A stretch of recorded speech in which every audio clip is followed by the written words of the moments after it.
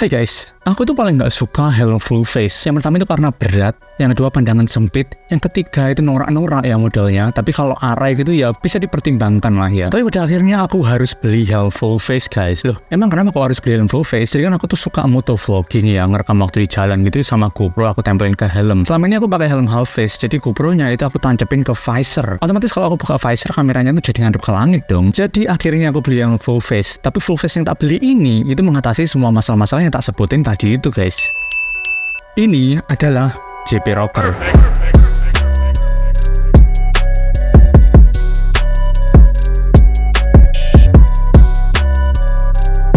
Helm ini baru keluar tahun kemarin, launchingnya di Gias 2023, jadi umurnya itu masih relatif lumayan baru. Yang sekarang kalian lihat adalah warna solid white ukuran L. Jujur, aku benar-benar suka sama desain, sama bentuk, sama model helm ini ya guys ya. Dia itu simple dan gak norak gitu loh, jadi suka banget aku guys. Di video ini aku bakal bahas beberapa segmen tentang helm ini. Yang pertama itu model shell dan sertifikasinya, yang kedua itu visor dan ratchetnya, yang ketiga itu busanya, yang keempat itu fittingnya, yang kelima itu fitur-fitur yang ada di helm ini guys.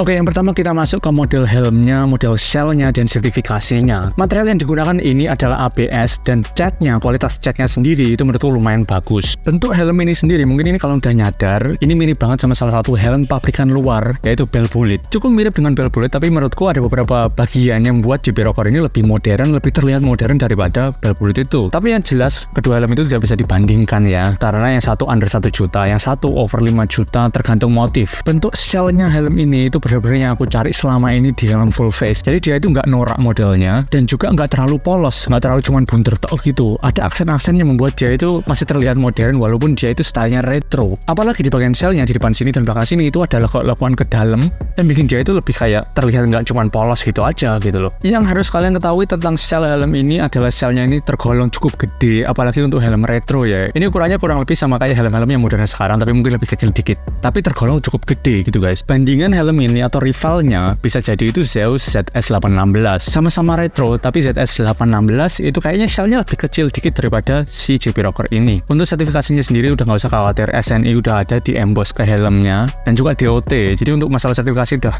aman banget. Sekarang kita bahas visor dan ratchetnya guys. Nah, bagian ini tuh bagian yang salah satu aku bener-bener suka dari helm ini. Yang aku cari-cari banget di helm full face under 1 juta guys. Visornya sendiri itu udah flat visor, tebel, dan juga modelnya tuh gila, ganteng banget, keren banget. Bukan itu visornya sendiri ada 5 tingkatan, crack-cracknya ada 5, 1, 2, 3, 4, 5. Itu smooth banget semua menurutku guys. Nggak ada yang terlalu berat, nggak ada yang terlalu enteng, sama semua dan itu benar-benar keren banget. Salah satu hal yang penting lainnya adalah si ratchetnya guys. Untuk lepas pasang visor ini itu gampang banget, benar-benar gampang banget. Mekanismenya itu simple banget, semua orang pasti bisa. Kalian tinggal putar knobnya ini, knob itu yang luar ini, yang berbahan kalau nggak salah aluminium, gila detailsnya.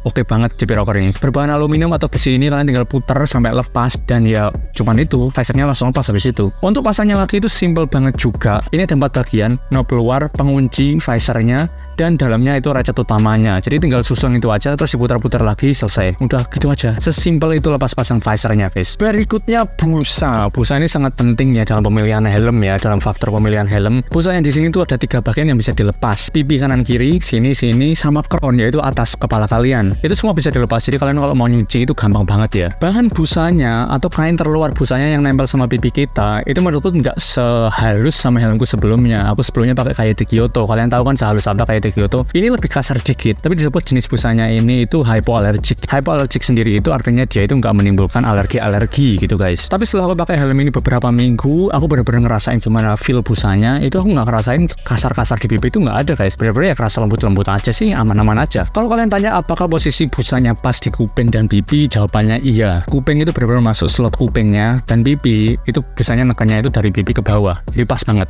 aman banget. Tapi ada suatu hal mengenai busanya ini yang mungkin aku kurang suka. Nanti kita bahas di akhir videonya di bagian negatifnya atau bagian kelemahan helm ini guys. Next, sekarang kita bahas fittingnya. Bentuk kepalaku sendiri itu lumayan susah untuk cari helm yang pas. Soalnya bentuk kepalaku tuh bagian belakang sini itu flat dan dia itu tinggi gitu. Banyak model helm zaman sekarang itu yang kalau aku pakai itu jadinya gantung karena crownnya dia itu nggak dalam. Salah 2 helm yang menurutku crownnya dalam dan pas banget untuk kepalaku itu salah satunya ini JP Rocker, yang kedua itu kayak Kyoto. Aku taunya helm itu nggak pas untuk aku atau kronnya terlalu pendek. Itu kalau ngerasa kuping itu ketekan busa dan busa pipinya itu neken ke pipi itu terlalu ke atas, jadi nggak pas ke bawah gitu guys. Ada beberapa helm di luar sana, salah satunya dari pabrikan Zeus. Aku pernah punya dan pernah nyoba juga beberapa tipe. Itu model kronnya itu lumayan pendek. Jadi helmnya waktu aku pakai itu pasti gantung. Pengaruhnya itu di bagian busa pipi, kuping, dan juga visor dan sun visornya itu nggak pas di mata guys. Kalau kalian tanya helm ini tuh cocoknya untuk bentuk kepala apa, sesuai yang tertera di websitenya, helm ini tuh cocok untuk kepala yang berbentuk oval. Tapi saranku kalau kalian mau beli, mending itu coba langsung dulu fittingnya enak apa nggak di kepala kalian, terlalu besar apa enggak, terlalu kecil atau enggak, dan shape crownnya atas ini gimana, biar nanti nggak menyesal kalau misal nggak pas gitu. Sekarang fitur-fitur yang ada di helm ini termasuk helm retro, helm vintage gitu ya modelnya, tapi fitur-fiturnya itu seperti helm modern. Yang pertama kita bahas di ventilasi ya. Ventilasi di depan ada dua, di atas dan juga di bawah. Yang di bawah yang di chin itu bisa kalian buka tutup. Kalau yang ini permanen. Kalau yang bagian belakang itu ada satu ventilasi lagi, itu sebagai exhaust atau keluarnya angin gitu guys. Jadi biar ada sirkulasi dari depan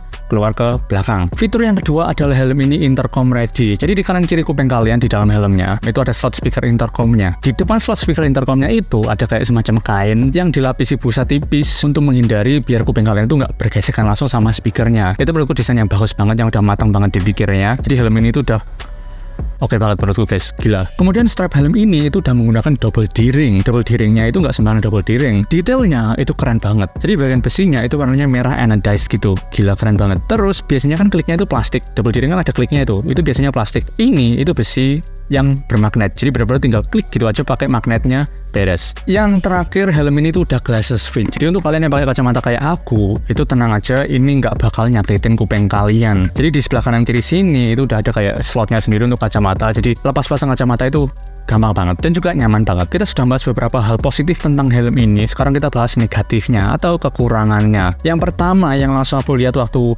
pegang helm ini secara langsung, itu busa bawahnya ini, busa di pipinya ini, dia itu kayak keluar ke bawah, yang bikin kalau kita mau taruh helmnya kayak gini, tumpuan pertama helm ini adalah busa pipi bagian bawahnya, yang menghasilkan busa pipinya kotor lah, apalah yang kena permukaan yang kita taruh helmnya. Jadi kalau kita mau taruh helmnya di mana, itu mikir-mikir guys. Itu salah satu kekurangannya, mungkin bisa diperbaiki ya, tinggal kayak busanya dinaikin dikit atau gimana gitu. Minus lainnya adalah waktu kalian pakai intercom, kalau kalian memutuskan untuk pakai yang model clamp ya, bukan yang model 3M yang nempel langsung ke helmnya, itu kalau nggak salah nggak bisa. Aku udah nyoba masang selama beberapa jam waktu aku baru beli helmnya ini, ya itu susah banget. Di bagian sini itu kayak ada yang ganjel waktu kita masukin klampnya, penjepitnya ke dalam gitu. Tapi mungkin itu nggak terlalu masalah ya, karena sekarang kan intercom juga ada 3M-nya untuk mountingnya. Jadi menurutku itu bukan masalah yang besar dan bisa diatasi secara mudah ya guys ya. Jadi untuk minusnya mungkin itu aja. Di video ini tuh aku berusaha to the point mungkin, biar informasinya aku mau salurkan itu kayak langsung cepet gitu loh. Oke guys, mungkin segitu aja pendapatku dan review singkat tentang JP Rocker kali ini. Jujur aku suka banget, impress, dan akhirnya ada model helm full face yang aku bener-bener cari selama ini under 1 juta. Soalnya biasanya model-model kayak gini tuh gila mahal banget guys, di kelas-kelas helm premium biasanya yang model-modelnya kayak gini. Tapi akhirnya JP mendesain helm ini dan mengeluarkan JP Rocker, aku suka banget. Akhirnya ya, helm ini dipasarkan sekitar 800.000. Ada motif solid kayak gini, ada juga yang motif nggak solid, yang ada motifnya gitu. Itu lebih mahal sedikit, 800.000 lebih sedikit kalau nggak salah. Dan ukuran helm ini tuh ada 4 pilihan, M, L, XL, dan XXL. Jadi makanya shell helm ini lumayan gede untuk memfasilitasinya XXL tersebut kalau nggak salah gitu guys. Jadi guys, mungkin segitu aja review helm JP Rocker pada siang hari ini. Semoga kalian mendapatkan sesuatu dari video ini. Semoga berguna ya videonya untuk kalian-kalian yang mau mengetahui tentang helm ini, fitur-fiturnya apa aja gitu kan. Soalnya kan ini helm yang relatif baru, yang mungkin belum banyak orang review, orang punya ya. Jadi guys, gitu aja. Salam dari aku, salam dari Mr. Green yang di sana, yang di garasi, salam dari JP Rocker putih ini. Bye-bye.